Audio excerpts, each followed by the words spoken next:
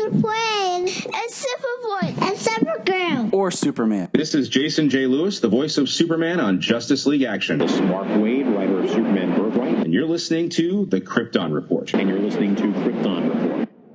Up in the sky, look! It's a bird! It's a plane! It's the Krypton Report! The All Things Kryptonian podcast, including Superman and Supergirl. We discuss games, movies, cartoons, TV shows, and comics. Find us on Facebook, Instagram, YouTube, and Twitter.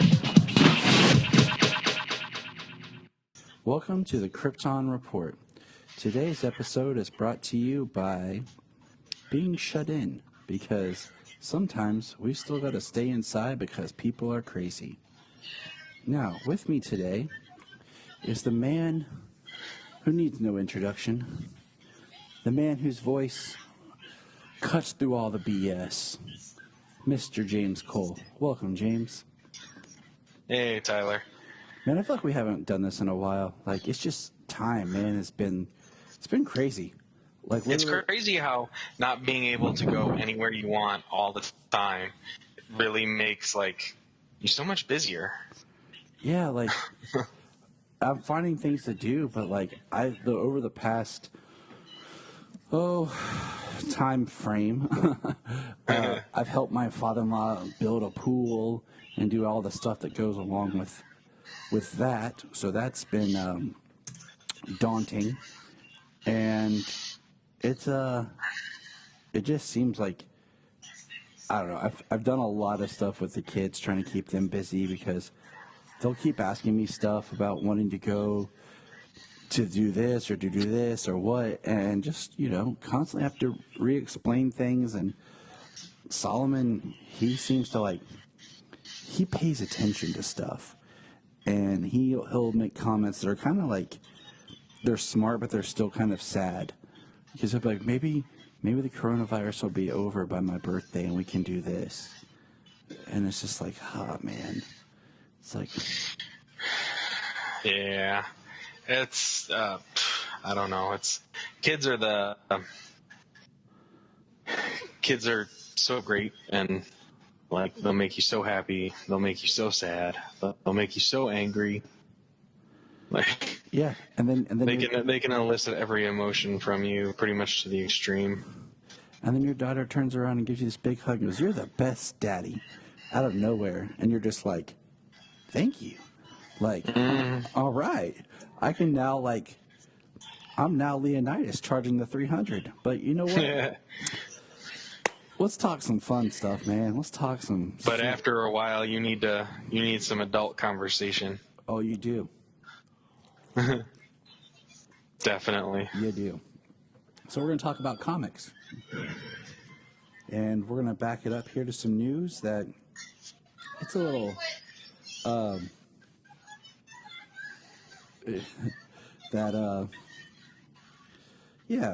been some events going on. So we'll start here. Ready? Stargirl is going to have a season 2. But Stargirl season 2 is coming to the CW proper, not DC Universe. So... yeah. That last part's sad news. So that right there just basically tells me that DC Universe original shows are done. There's been no announcement. I mean, we got Fandom coming up, and we know Titans is supposed to get a season 3. But there's been no, next we're going to try this show, or, this has been announced, Swamp Thing was canceled so quickly, and, Harley Quinn is going to be on Sci-Fi and then HBO Max, and so Stargirl's going to be on the CW, which... Man, DC is making that money, though. Those shows going to different networks, DC is really spreading it around. Which it's kind of sad to see the DC Universe, the app, the niche service that it was, kind of come and go. But, I mean, I'm glad that, as it seems, they want to continue to move forward with that and do things on HBO Max, and DC properties with like HBO money, like Watchmen was fantastic. HBO writing, HBO money. It's going to be really good, for some things or for DC to keep moving forward on HBO Max. But, Stargirl season 2 on the CW, I mean, is it going to be another like as long as Supergirl? they don't, That's what I'm wondering. that's the idea. As long as they don't absorb it as like a holy thing, like in its entirety, like try to move it up to Vancouver, and no, they need to continue shooting in like Atlanta, I believe is what I heard, where they shoot at. They need to continue shooting there. They need to continue to have the same writing team and production team. They need to keep the episode count where it is and keep the pacing. They need to stick to the point. Mm-hmm. And they don't need CW writers bringing in filler and dramatic irony, because the show doesn't have it, and the show is so much better than anything else they've put out. Yes. I am loving it. I have loved these past episodes. I mean, not entirely, but definitely anything that's been on the CW or going to. I think about like Black Lightning's filmed in Georgia also. So maybe we can keep it in Georgia. Keep it at those same, keep everything the way it is, but just broadcast it on the CW. Exactly. That's it. Just broadcast on CW. Sure, CW. And eventually you can probably bring Stargirl in for a crossover, because they'll have to discover the new multiverse. But yeah, I don't want it to be kind of like Supergirl season 2, where, everything changed from its move. And, I think I haven't rewatched season 1 in a while, and I'd like to do that. And I think Supergirl did fine with it, but I don't know, man. No, it's just, with the CW, it's crazy over the years how they've done what they've done, like Smallville and Birds of Prey, and then they go into the new era of shows, and they've got Arrow and The Flash and all the new shows, and like there are times when they're leaning into the comic books and leaning into the source material of it, as inspiration. But then there are times when they just, they just crap the bed by putting in a bunch of stuff that doesn't need to be there. Making these characters lose character development for the sake of dramatic irony. Well, yeah. And that's literally the biggest that's the biggest gripe, and it's getting harder to ignore when these CW shows sacrifice their character development for dramatic irony just because they need to fill time. I think it's because you just have like writers that just get shifted around to each series, and we're not getting That's true too. It's like they have this huge pool, but they're like, okay, you've written for The Flash, now go over here and write. And they're basically like taking similar themes and ideas and just reworking the same thing over here now. And you have fresh, different writers, different approaches, different styles with these DC original shows than the formulaic, because even Stargirl kind of has like Team Stargirl, but it's the JSA, but it doesn't feel like Team Arrow or Team Flash or Team Supergirl, Yeah. Pat's not the man in the chair kind of thing, There's a different feel to it, and I'm loving everything Stargirl, man. Like, did you watch today's episode? I have not watched today's episode. Oh my God, dude, is it good? Like, I was getting choked up at the end, and I won't say any more, but like, these past episodes have just, wow. So as of this recording, just for people who are listening, we just episode that just aired was Brainwave Jr., episode 10. And episode 9, Brainwave, was adorable to watch because Jania had done Sayla's hair in curls the night before. So we're watching the episode, and Solomon goes, Sayla, your hair's like Courtney. And she goes, oh, I like Courtney hair. And she runs to her room. And then a couple minutes later comes running back out and has on a red shirt and brought a necklace that looks like a heart so that she could kind of match Courtney's outfit. Oh, And that's awesome. and it was just adorable to watch. And that's what I love about this show, though. Like, you know, Sayla, like, right now is, like, really loving her new Supergirl costume. And I just did some pictures with her today in it.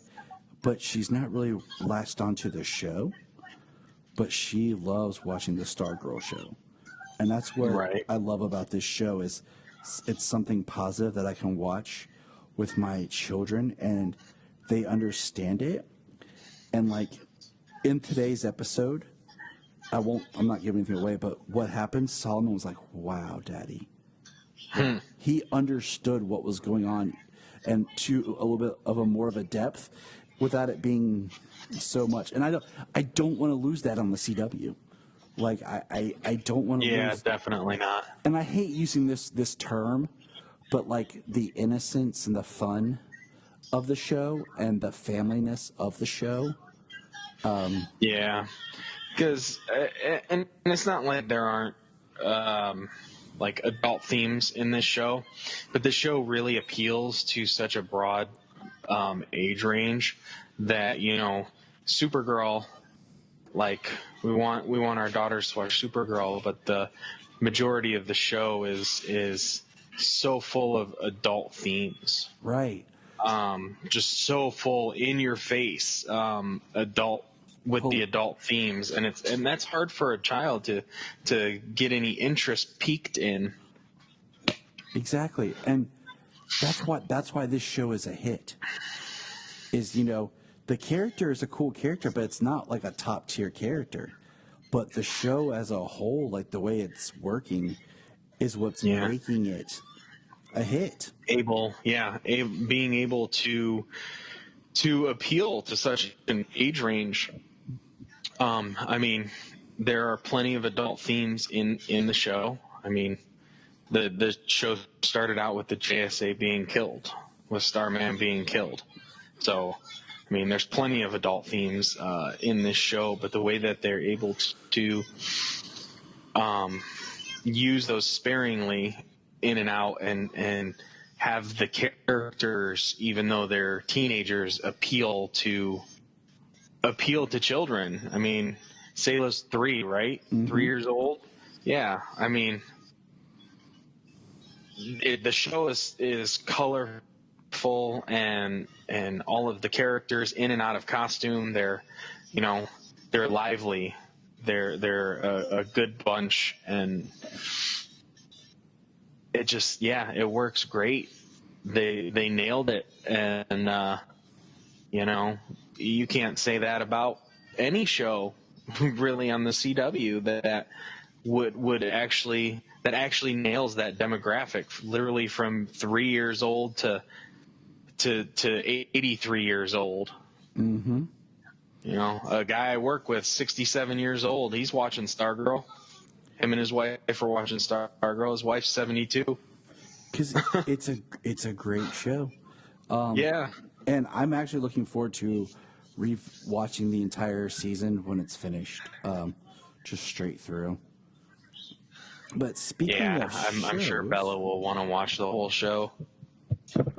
So speaking of shows announcement, we have our new Batwoman.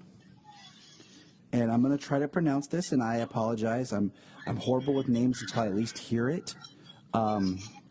Javicia Leslie is to portray Ryan Wilder, the new Batwoman. She is an African-American actress. And, all right, like, I mean, the picture they have in the posting, she looks cool.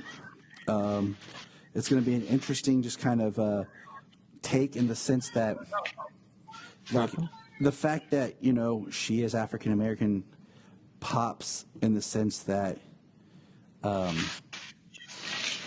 you're going to know it's not the same Batwoman. Like in the one episode where Julia dressed up as Batwoman, you didn't really know it was a different person. But this is going to definitely, and I say that, for the mass media and in world of the episodes, they're going to know, this isn't the same Batwoman we had last year.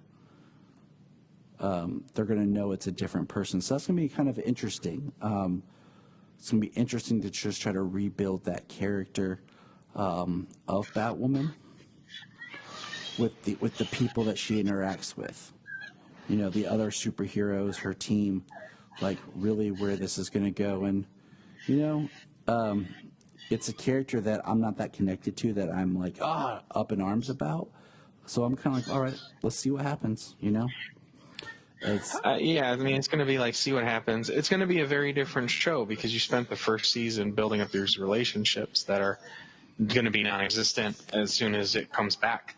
So, you're starting from pretty much square one. I mean, yeah. maybe maybe 0.5 of the way, halfway there, just because all these characters, but they're going to be different because their interactions are not going to be the same. They're not going to have that chemistry. They're not going to have that character build up, the storylines in between them and Kate Kane, because she's not going to be there.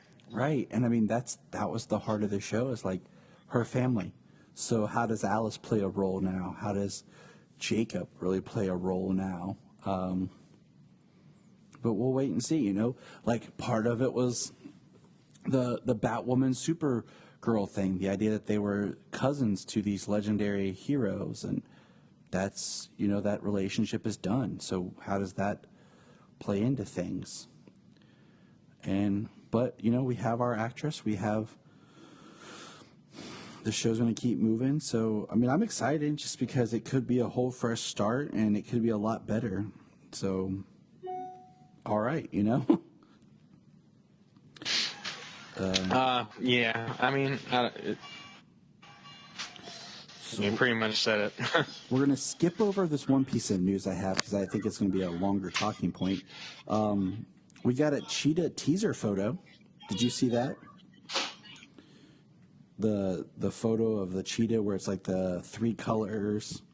Oh yeah. I mean, I think she looks good. I'm glad they didn't Alex Ross it and have a cheetah suit. But I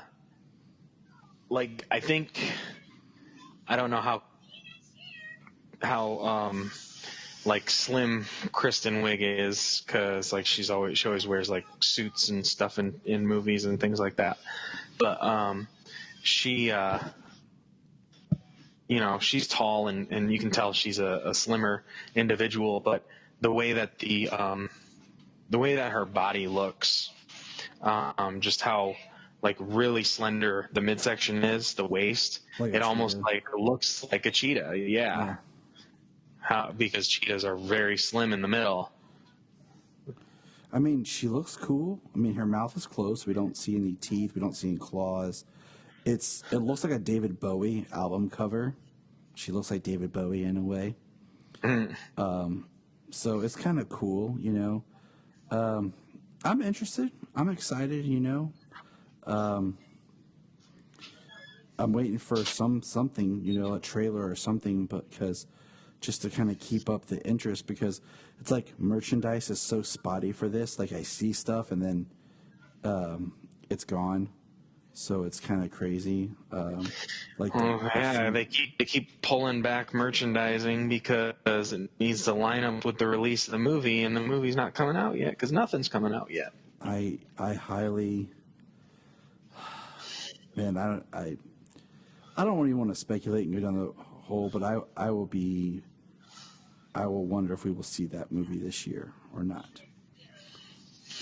Man, I wish I could do like a drive-in kind of thing, people in their own vehicles, separate from each other, and be able to see Wonder Woman.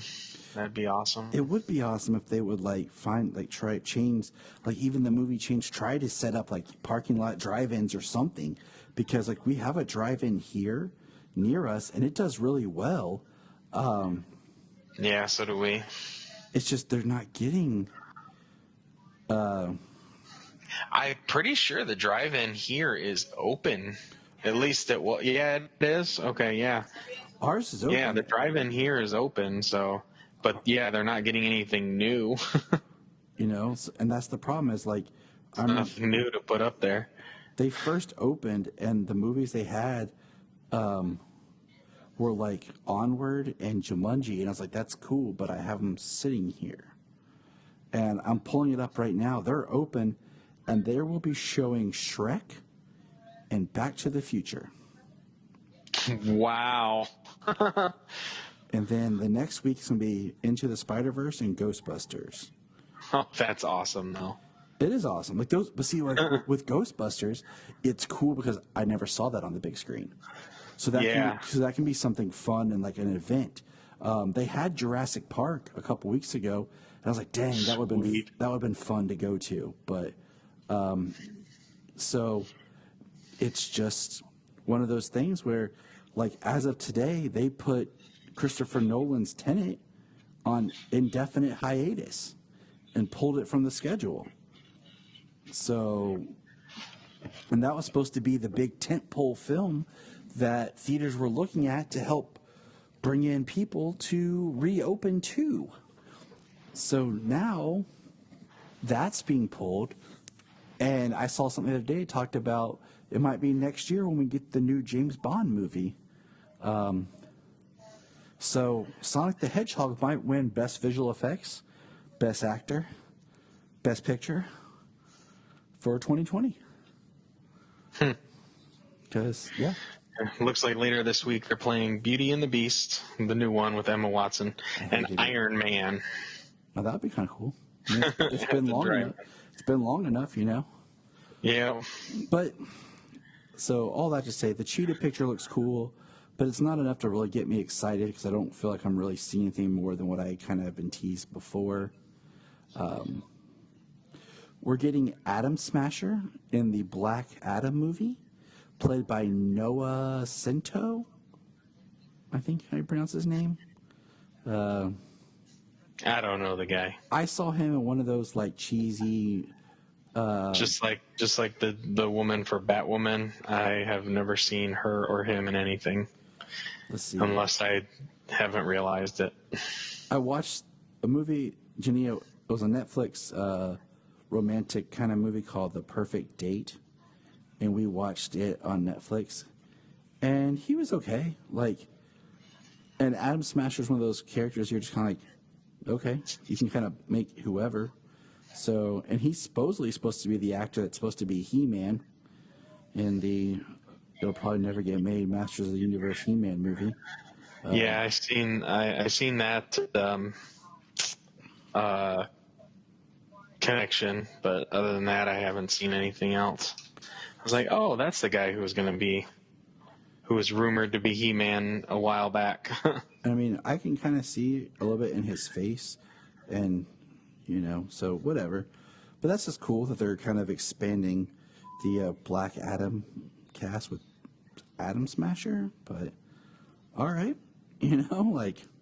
Well, they said they're going to be having the JSA in there, so if they cast Atom Smasher, then I mean, they're lining it up, aren't they? I mean, yeah.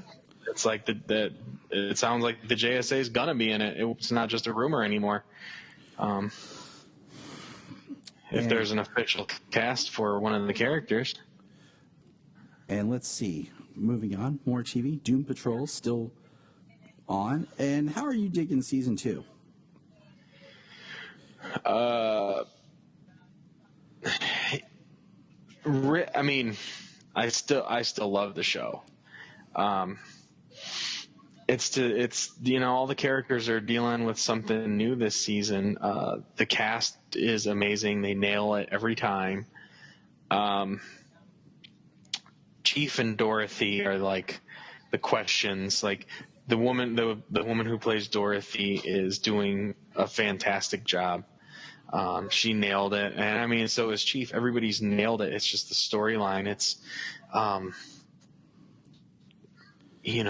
what's the Chief doing, especially at the end of this last episode that came out? Yes. Space Patrol. It's like, really, like just an ounce of sympathy after everything, and then you freaking burn it. You burn that bridge again. Like there's no more left. Right. So I just want to point out we just watched episode 6, Space Patrol, and there's only 9 episodes to this season. So it's kind of crazy. You think about it, they dropped the first 3 episodes, and then we only have 9 of this season. Right. And it's just there was that story where they potentially had just a few scenes left to shoot. They were almost done, but they couldn't finish some scenes for a final 10th episode. Maybe. I don't know. Well, you know what? I mean, possible. it's an HBO show, considering it's a streaming show. They could easily truncate a 10th episode and fit it into 9, and instead of 9 being 150 minutes, maybe or 50 minutes, maybe it's 75, 80 minutes. That's true. And I mean, that'd be kind of cool, though. I mean, just kind of like, remember when Titans first dropped and it had that extra episode, then all of a sudden it disappeared. And they seem to be like, oh, we got season 2, so let's really stretch it out now. Instead of giving everybody the Titans at the end of season 1, let's really stretch that sucker out for another season. Mm-hmm. So I like Doom Patrol. It's just interesting because, like, my issue is they never do anything as a team. They're just, like, all randomly doing stuff at different times that kind of connect. But at the same time, I know the characters, and it's still crazy, but I don't know. I like it a little bit more this season. Especially with, I feel like the pacing's a little quicker. Like with Larry, I'm liking his story. Cyborg, I'm liking his. Crazy Jane has some interesting stuff going on. I mean, it's all been really good. I think Cliff is crazy. Like, he seems he's a little bit more out there than he was last season. Like, I don't know. If in a way, I feel like with him, like, he had resolved some stuff, but then he just, like, completely fell back into it all. So, but I like it. It's good. It's definitely like the adult DC show, I think, as it should be, because it has the ability to. Because there's no kid out there who's like, oh, I want to watch Robot Man, or I want to watch Robot Man and him drop like 84 F-bombs in 3 episodes. Exactly. It's the team and the characters that you can actually explore and go into those more adult themes, because it's not a character that is a mass audience character. So, but yeah, Doom Patrol's been interesting, and maybe we'll find out there's a 3rd season at Fandom. Yeah, hopefully. All right, so now the big news for television. Matt Reeves and HBO Max have said they're going to do a Gotham PD show that ties into his Batman film. And they said it looks like it's going to be more of a prequel to his Batman film. I thought about this for a little bit, because my first thought was, okay, that's kind of what Gotham was originally supposed to be, but they completely went a different way with that show. And then I thought about, it's kind of cool if it ties, being HBO, that's a whole different standard, of the type of television it's going to be produced. So that's exciting. And it's not being run by Bruno Heller. Yeah, I think it's the guy who did The Sopranos, maybe? He was a writer on The Sopranos. Who else was involved? So that's exciting, especially if they have Jeffrey Wright, who just did HBO Westworld, or is still on Westworld. I don't know. And I mean, that can be really interesting of building secondary characters or characters you want to slip into a movie later on, like the sequel or whatever, and really thickening the universe up. It makes me kind of interested, will this series come out before the movie? Will we get this before we get to see the Batman that it's tentatively being called? I mean, I find that pretty unlikely that the show would come out before the movie. I don't know. I've heard conflicting. I thought I saw something that said maybe prequel, but I heard that maybe not. I don't know. It's going to be a different show than Gotham. I pretty much have no doubt about that. Prequel to the movie. I mean, if it doesn't have Batman in it, because I like the idea of the Gotham Central storyline where it's about the police in a world with Batman, in a Gotham with Batman. I really like that idea. That would be really cool. That way you're not gonna see Batman. Mm-hmm. You're gonna see after what Batman did. You're gonna see the stuff that you don't get to see when you follow Batman, because Batman's gone. You follow. What did he leave in his wake?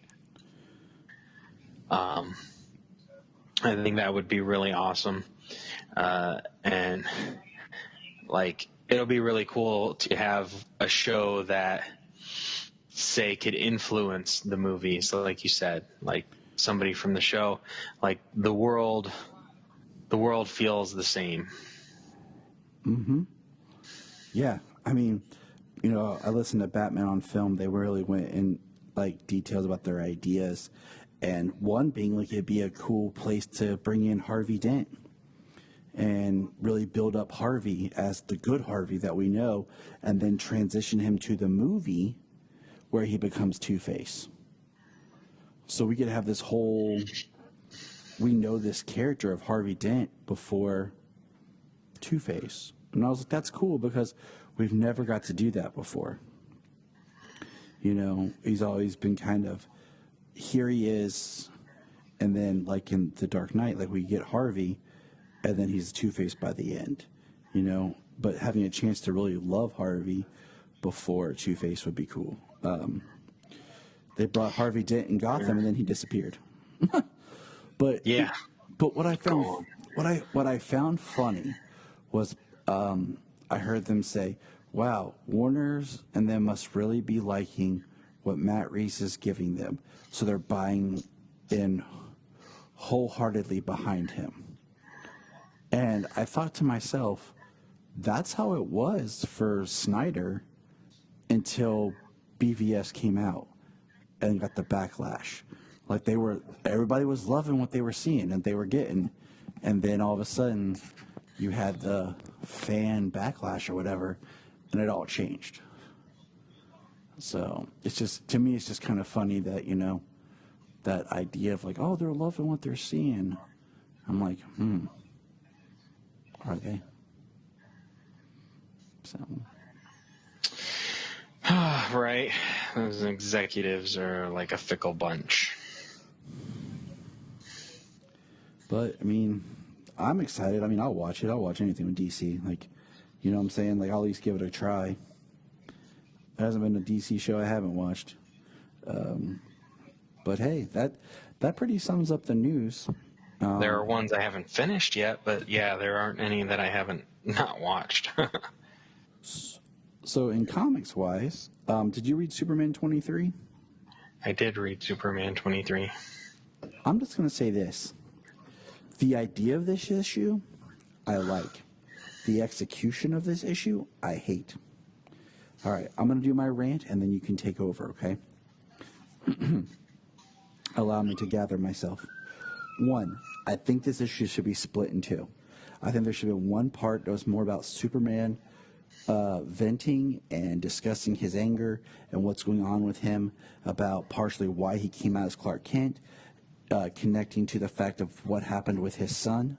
Because I think back to when John first reappeared, aged up, and Superman flew out and punched Mongol in the face because he was so angry and needed to hit something, compared to how he talks in this one. It just seems so odd. And the artwork is horrible.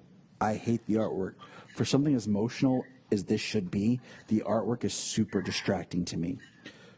2, the whole magic thing, I think should be in its own issue. I think it's interesting where they're going with the magic angle. But I think it should have been after this. And the fact that we have a new Dr. Fate that appears here, that I didn't even know there was a new Dr. Fate from another book that I'm not reading. So that was kind of a little interesting. But I don't know, like, I like the idea of this and what he was saying, but I don't like the way it was done. Like, I really don't like the way it was done. Well, for the most part, he says Kent. He calls Dr. Fate Kent. He thinks it's Kent Nelson, and instead it's Khalid, which this is Bendis kind of like being loosey-goosey with his continuity, because in Justice League Dark, Dr. Fate, Naboo, actually was trying to wipe out magic because of things that were happening during like the witching hour and like with the Upside Down Man and stuff. Like Dr. Fate ended up being like a bad guy. Kent was not the host, and neither was Khalid. And last I read, they both they weren't wearing the helmet. They were doing magic stuff, but they weren't wearing the helmet or anything like that. I mean, it's back like during the Year of the Villain, when he had Martian Manhunter in the room at the same time as Apex Lex. And it's like, okay, well, so is this supposed to take, like, one, they can't be the same, they can't be happening at the same time unless it takes place after the Year of the Villain, which it didn't take place after the Year of the Villain, because that's when Shane traded places with Jean to free Jean from Lex. So like he just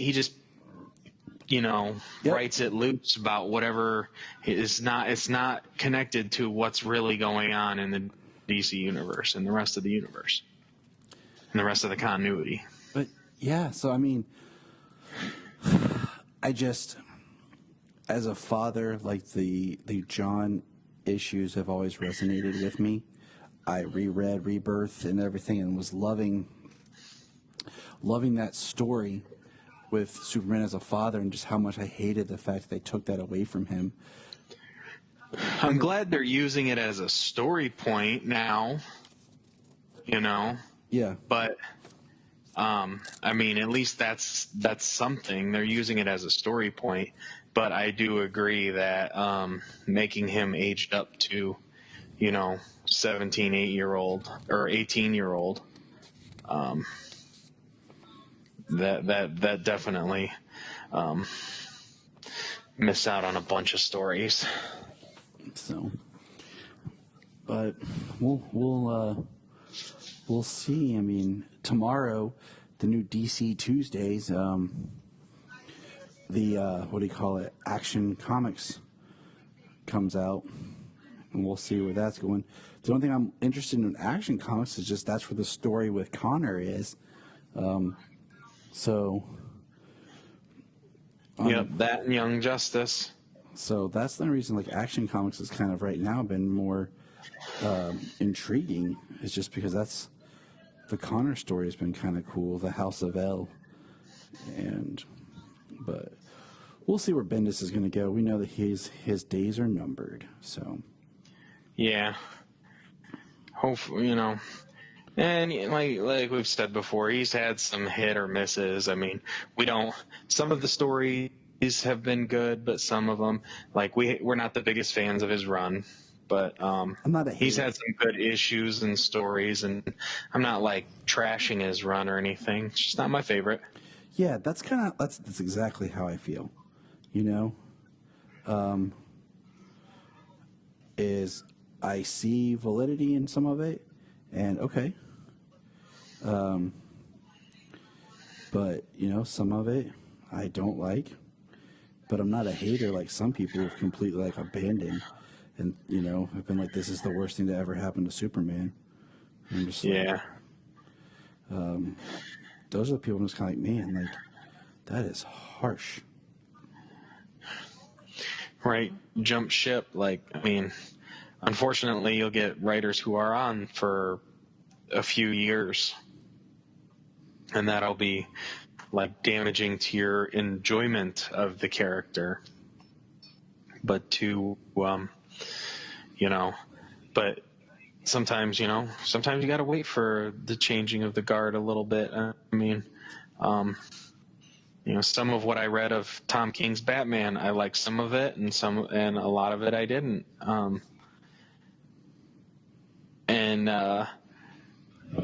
I picked it up again. I started picking it up again, and when Tynan got on it here, and has been writing it since. We'll see what happens come Joker War. I mean, that should be awesome, but we'll see what happens come Joker War and that new suit that I sent you guys today. I do not like that new suit. There's 3 books that all tie into Joker War that drop tomorrow. I need to read some Preludes. That's going to be another one of those that it's going to be. Like, I'm reading them all, like the Preludes and everything. Like, I haven't read any yet except for Batman. Unfortunately. And so I am liking what I'm reading so far. It seems like when you're in comics and you're reading them all the time, even though there's long periods of time where certain characters disappear and then return, such as the Joker, you feel like they're always in the front because so many times they're on these side stories or side books that are getting a lot of attention. And so it just feels like they're never gone. But yet they've been out of the mainstream like storyline for a while. Yeah. But we'll see, we'll see what comics are coming, and it's been interesting. Are you still reading the Superman Man of Tomorrow? Or was it Man of Tomorrow? Why am I blanking? The digital one? I'm a few issues behind on that one. I'm probably more than a few now, a handful.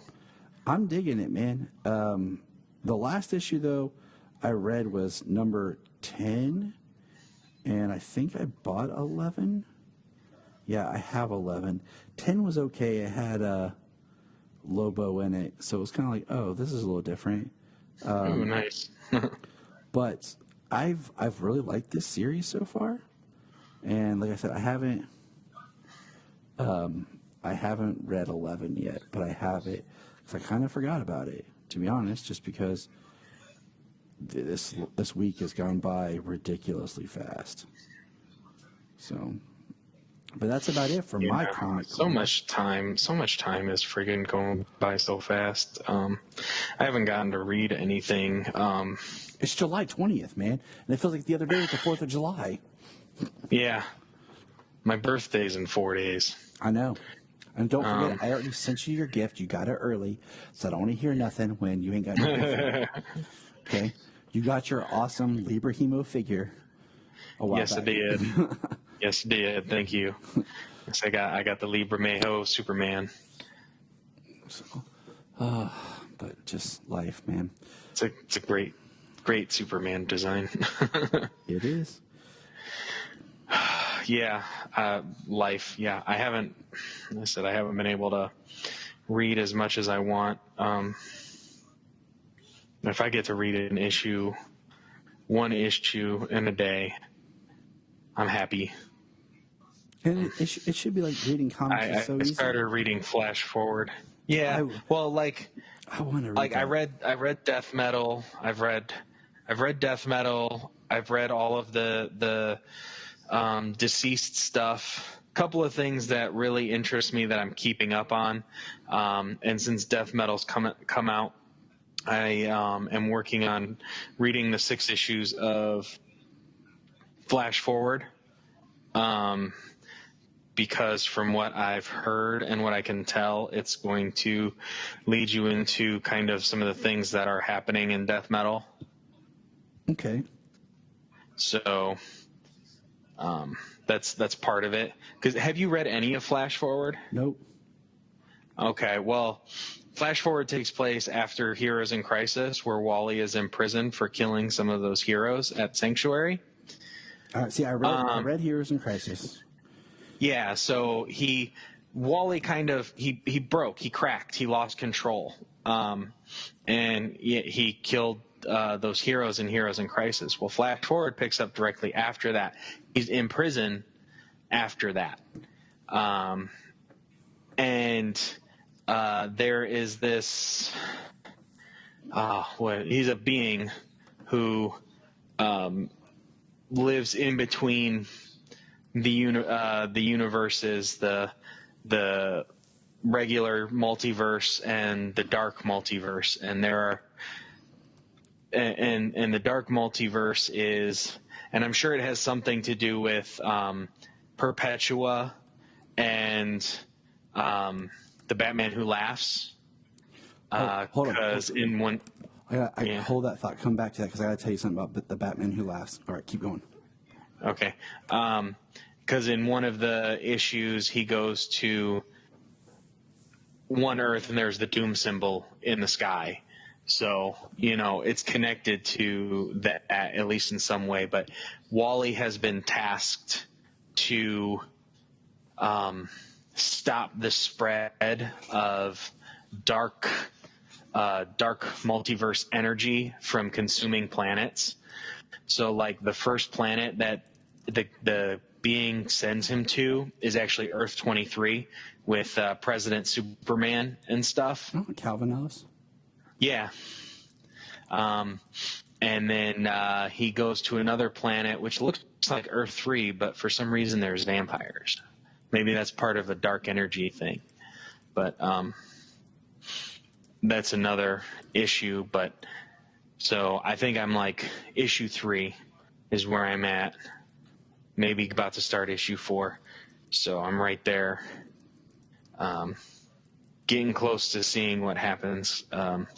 Because I don't want to spoil it. But You know what happens. You know where we find Wally in Death Metal. And from what I hear, something happens at the end of this that helps get him there.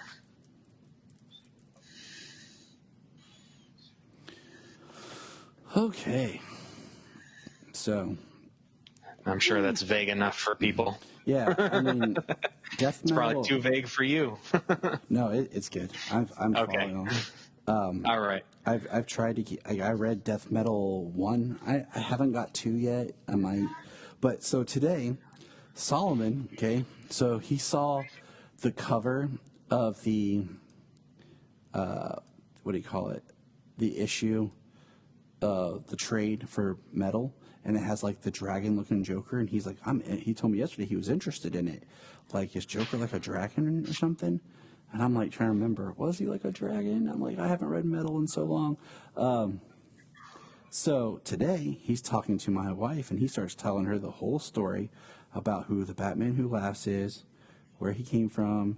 He came from the dark multiverse, and he's like part Batman, part Joker.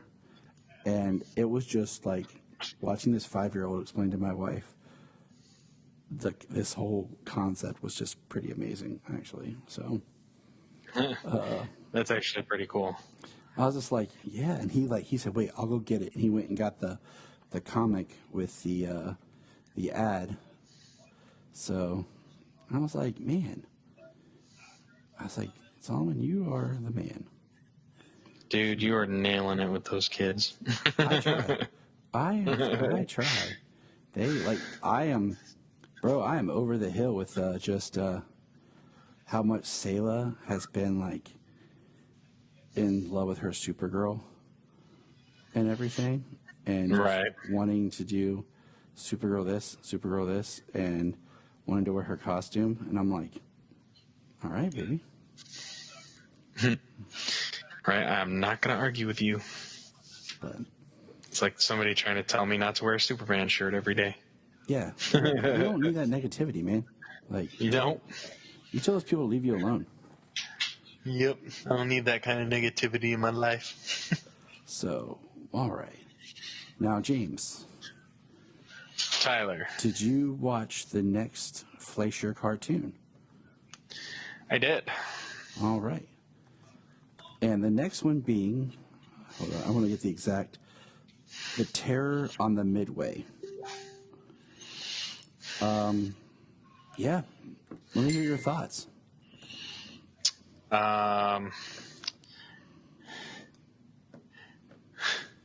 The terror. So the ape. It was just like an escaped animal at a circus. Yeah.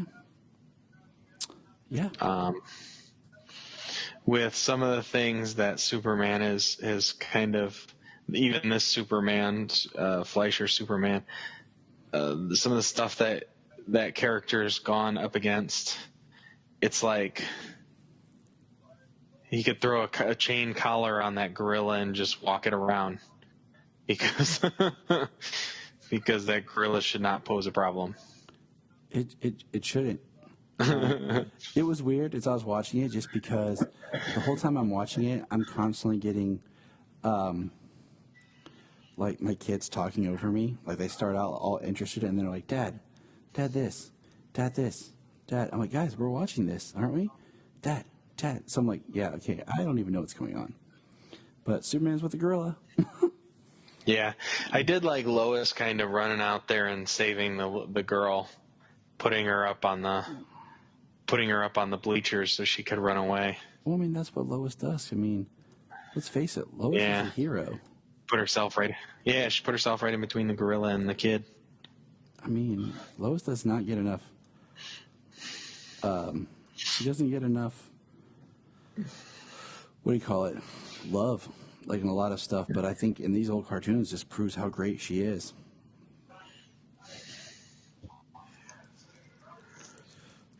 So it was. Excuse me. Sorry. No, you're fine. I'm tired It too. was decent. Yeah. It's late at night here.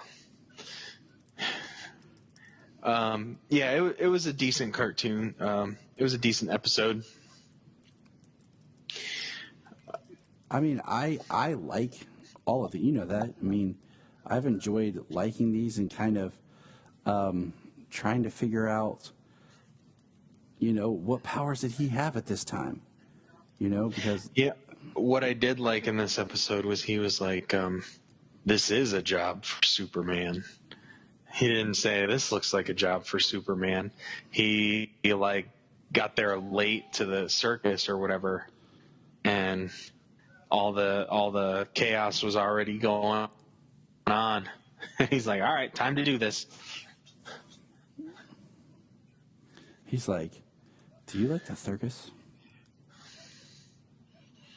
So, but I got a message from my friend the other day that there is on YouTube someone who's gone in and like restored all the Fleischer cartoons to like a very beautiful high resolution.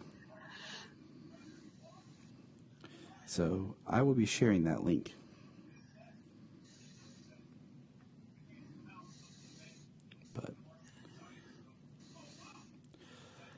But this is what's weird, is that this is actually the last episode of the Max Fleischer Superman series. Which, not to jump ahead or anything, but it was like the animation style. I was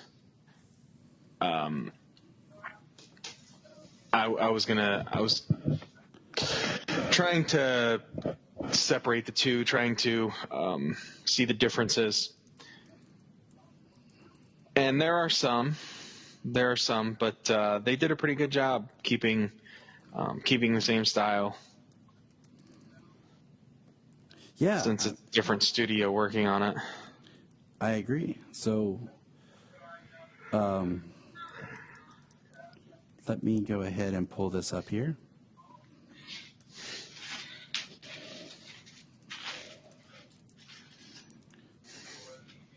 Because did you watch the first of the Famous Studios? Yes. Okay. So, Famous Studios, and this is what's interesting, is... The Japoteurs. What do you call it? Terror on the Midway was released August 28th, 1942. And Japoteurs by Famous Studios was released September 18th, 1942. So the next month. So somewhere in the production, they'd already shifted studios. I don't know the whole history behind it. But I just find it interesting because I never even knew what had happened. You know, that there was different. No, that's not something I knew before, recent times. And I would have never have known. But I, too, when I was watching the Japoteurs, it's such a weird word. Yeah. Was looking at for differences in the art. And I didn't really see anything. Like, there's been some slight inconsistencies maybe in some of the animation of even the Fleischer series. So I didn't really notice anything. But what about you? What did you think of the episode? I mean, as I said, I just made it a point to kind of to see how much of a difference there was, but they had the music still there, the score, and they still pretty much nailed it. The animation was for the most part like as good, the same style as before. Honestly, I think it was just some of the like the moving parts, different ways the camera panned and the way that like certain things moved in and out of frame. That was just about it. That a couple of things kind of stood out as a little different, but not anything major, not like redesigned characters or anything like that. Right. That's what just boggles my mind, because even we saw the second episode of the Fleischer series, Lois got an overhaul. And I didn't even realize it until watching it like this, that we had a different original design for Lois. Makes me feel kind of dumb, but whatever. And I'm going to put the link to the episode up so people can kind of see what we're talking about. Oh, it's playing right there. Oh, no. There it goes. Be quiet, computer. Because you may see the slight difference. I don't know. You may not. So, but it was an interesting episode, I will say, because it's, I mean, let's just look. Let's just look at the title, okay? The Japoteurs, okay? This is some World War II America kind of propaganda, and it's not as kindly to people, But yeah, well, Asians weren't painted in the best light in the 40s, unfortunately. Yeah, and it's kind of hard sometimes to go back, and I mean, we're seeing a lot of that right now with the quote-unquote cancel culture, but I don't want to talk about that. We're talking about fun stuff. Yeah. But just the idea. No, I like when old things like Hanna-Barbera cartoons and things like that, they acknowledge that it was a different time, but to change things would be shameful towards the artists and the production teams and things like that. And just acknowledging the existence. And I mean, none of it was horrible, but it's not good. Yeah, I mean, at least the stuff that got released, some of the stuff that probably got cut out was probably too much. well, like even on Disney Plus, certain things will have when you start the episode, will have a disclaimer about representation and it was the time period and things like that. So it's interesting about that. So, well, I think I think it's a disservice from all angles, because if you cut it out, you just try to act like it wasn't a thing, and I think that's wrong too, like you can't forget that type of stuff. History is doomed to repeat itself, and when history is picked through and not taught in its entirety, then the same mistakes get repeated. So yes, you can only live and grow from what's actually out there, and people need to know that from generation to generation. It also just through things you don't think about through this type of storytelling or whatever, we see a snapshot into how things or how life was at that time that maybe some other way we wouldn't see. Like reading old comics, But so I don't know. It's interesting. All right, man. I think that's about it. Anything else you got to add to it? We're both tired, and it's been a long week, a long day, and yeah, and the week's just getting started. Thank God it's a short week. Yeah. 1 day shy, but thank God it's a short week. No, I don't really have anything to add tonight. All right. Well, good listeners, just remember. Look up in the sky. Look up in the sky. Look in the sky.